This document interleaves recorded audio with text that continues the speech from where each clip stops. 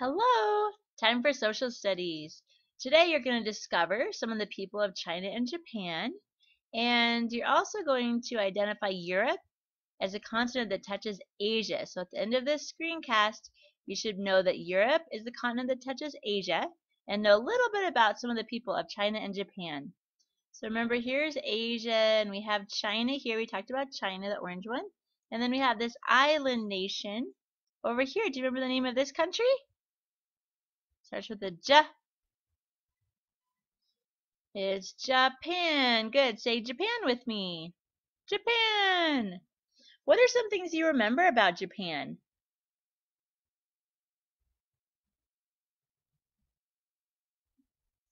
Maybe you said that you remember Mount Fuji, that really, really tall mountain. Or maybe you remember the snow monkeys, or that huge, huge salamander. Well, we also learned that Japan is a small country, but many, many, many, many people live there. And the Japanese live so closely to each other that they've developed very strict rules for good manners. Now, you learn good manners. Your mom teaches you say yes, please, no, thank you, things like that, right? Well, let's learn a little bit about their manners.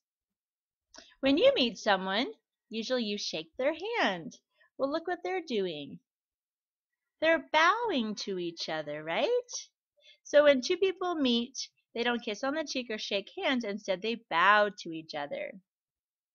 So if you ever go to Japan and you're meeting someone, or you meet someone who's coming over from Japan, it would show great respect to bow to them. See the sports team here? Usually before a game, or usually we always after a game especially, give each other high fives and things to show respect to the other team. If you were in Japan playing sports, you would bow. Now we talked about how Tokyo, for example, has so many buildings, and then yet there are other places that are very peaceful. And Japanese people have a very strong love of nature. They love beautiful gardens. You'll hear about Japanese gardens. And they have these beautiful cherry blossoms that blossom in the spring. Here's Mount Fuji here. And then look at here. This is our country, Washington D.C. They actually planted those same beautiful plants called cherry blossoms, Japanese cherry blossoms, in Washington D.C. They're very beautiful to see. All right, so put your finger on the screen with me for Japan, right? The island nation of Japan. Can you put your finger on China? It's a big one and it's orange in color. Cha starts with CH. Is your finger here? This is China. What do you remember about China?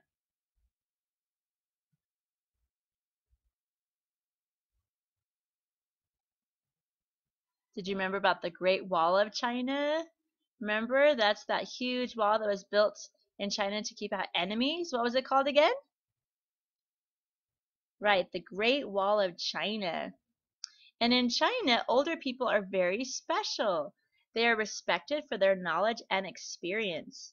Chinese grandmothers receive special treatment because they are considered to be heads of the households. The people of China feel it is their duty to take care for their parents when they are too old to take care of themselves. So that's one thing about the people in China. They always take care of the older people. And because they are very wise and they know a lot, they treat them very, very kindly and very much with great respect. What would it be like if you went to school in China?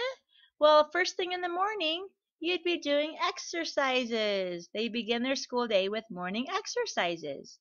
Then, of course, they have class, and then they take a lunch break just like you do. Might be a little bit longer than yours, though. And then they go back to school, and they stay for a lot later in the afternoon. They have school a lot longer in the day. Also, this isn't in the curriculum, but I know from knowing people in China that there are a lot of after-school schools, believe it or not, where children go, not usually always for academics, but for example, they might go to a school and do some academics, like they might be taking English or some more Chinese classes, but they also have, for example, dancing or music. So children, they go to school for much longer in the day than we do, and then usually after school they do some other type of after school that some is learning and then some is developing music and skills too. So Chinese children go to a lot more school than we do here. Now, one fun thing about Asia is, do you know what a lot of them eat with? Chopsticks. Have you ever eaten with chopsticks before? It's really fun, but it can be tricky too. And since you're learning about Asia and working to get that stamp in your passport for Asia, it might be fun for you to try. If you have chopsticks, and you can always get them at any Asian restaurant, takeout, whether it's a takeout or a nice place, but it says to rest the first chopstick in the crook of your thumb. Then you hold that second chopstick like a pencil. You move the top one down to pick up the rice, and then this is funny. Watch as all but 3 grains of rice fall back on the plate. It says keep repeating, give up, and use a fork. It's just a funny one. But I know how to use chopsticks, and it's true. If you use the top one down, you have to understand too that in Asia, their rice, a lot of times in America, we eat rice that's fluffy, but in Asia, it's sticky. So it actually sticks together. But if you hold the bottom one still and use the top one up and down, the more practice you do, the better it gets. Just like when you were little, it was hard for you. You don't remember, but it used to be hard for you to use a fork and a spoon. Same with kids using chopsticks. But the more you do it, the better you get. All right, we've done a lot with Asia, specifically China and Japan. There are a lot of other countries, but we just talk about those two. So if you can tell your mom or dad or someone at your home 3 things about Asia, you can go do your stamp in your passport. Great job. So we've learned that Asia is the largest continent in the world. And let's learn about another continent now. It's the neighbor. They're touching. Can you see where they're touching? Look right along here. See this border, how the yellow and purple are touching? Right next to Asia is which continent? North America, South America, Europe. Good. This is Europe. And it's a small continent compared to Asia, of course.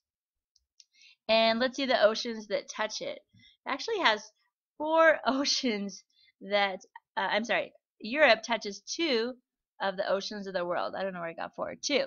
So here we have, which one? We have Pacific Ocean. What's this one? Atlantic Ocean. So we have Atlantic here. It's not touching Indian. How about up here? This is the Arctic Ocean. Good. So it touches the Arctic and the Atlantic. Both of them start with A. So Atlantic and Arctic is what Europe touches. Very good. And then, of course, it has Asia on the other side. So do you remember what we call the people who live in Asia? Asians. Very good. So then make a guess. What do you think we call the people of Europe? Let's see how close you got. It's Europeans. Say it with me. Europeans. Good. And like Asia, Europe is home to many countries. So we look at Asia as this whole continent, but we specifically know China's here. We talked about China. We talked about Japan. North America, it's a whole continent, but we have Canada up here, United States here, and Mexico down here. So Europe is similar. It's a continent, but there are lots of different countries inside. We're going to be learning in the next lesson about 2 of the countries in Europe, and we'll be learning about some of the animals that live there too. Let me show you which 2 we're going to talk about. So next lesson, we're going to talk about this one here called France. Can you put your finger on France? Good. We're going to be talking about France, and look, there's Paris. You might have heard of Paris before. And the other country we'll talk about is the United Kingdom. All right, up here, put your finger on this one. Look, it has lots of water around it, doesn't it? And look at the red dot. That's London. You've probably heard of London before, too. So next time we talk, we'll talk about France and United Kingdom, which are on the continent of what? Europe. Excellent. I hope you're enjoying your trip around the world. I'm enjoying it. Again, go tell a parent or someone 3 things about Asia. Think of China, Japan, 3 things, and then you can go make a little stamp in your passport that says Asia, or you can make a little stamp, draw a circle and write China, draw another circle and write Japan. It's up to you how you want to do it. But you got to travel there and learn about them, and I'm proud of you for that. All right, make it a great rest of your day. Thank you. Bye-bye.